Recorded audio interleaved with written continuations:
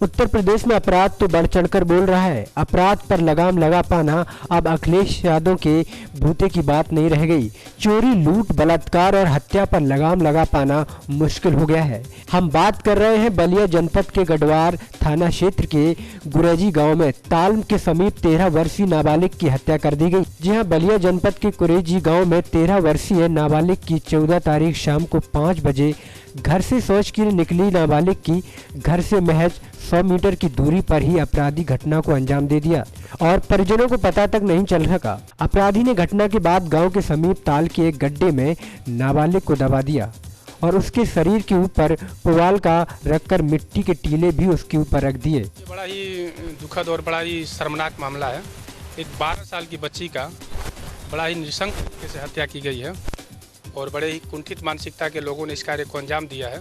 हालांकि पुलिस प्रशासन अपनी कार्रवाई में जुटी हुई है।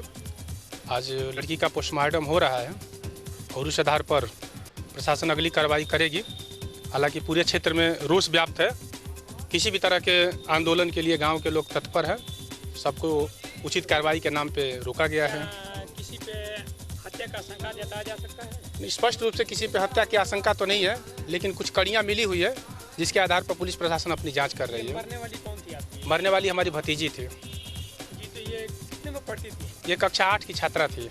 और घर से कितने दूरी पे ये जो जहाँ ताल में मिला है ये महज घर से कितने दूरी? ये महज घर से 500 मीटर की दूरी पे है। 500 मीटर। जी। और आप ये कितने तारीख को गायब हुई थी लड़की? ये लड़की गायब हुई थी 14 को।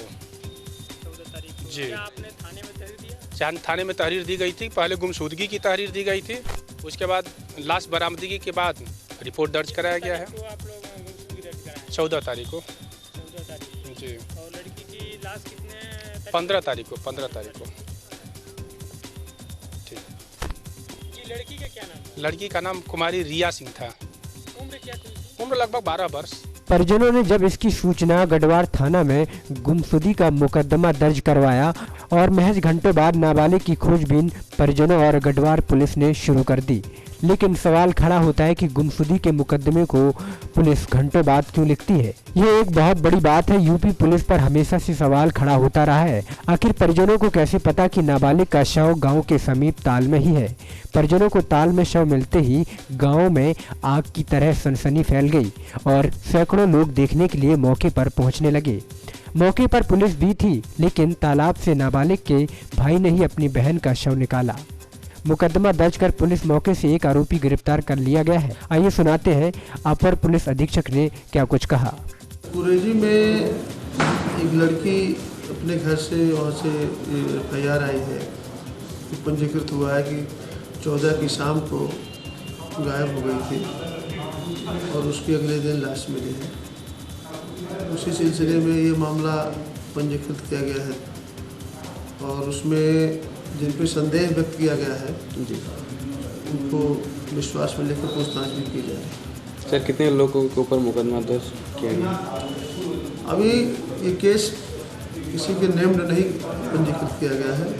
जिन जिन पर लोगों को यह है कि इनके द्वारा किया जा सकता है, इन पर संदेह है, उनसे पूछताछ की। नेक्स्ट 9 न्यूज के लिए बलिया से आबिद अली की रिपोर्ट।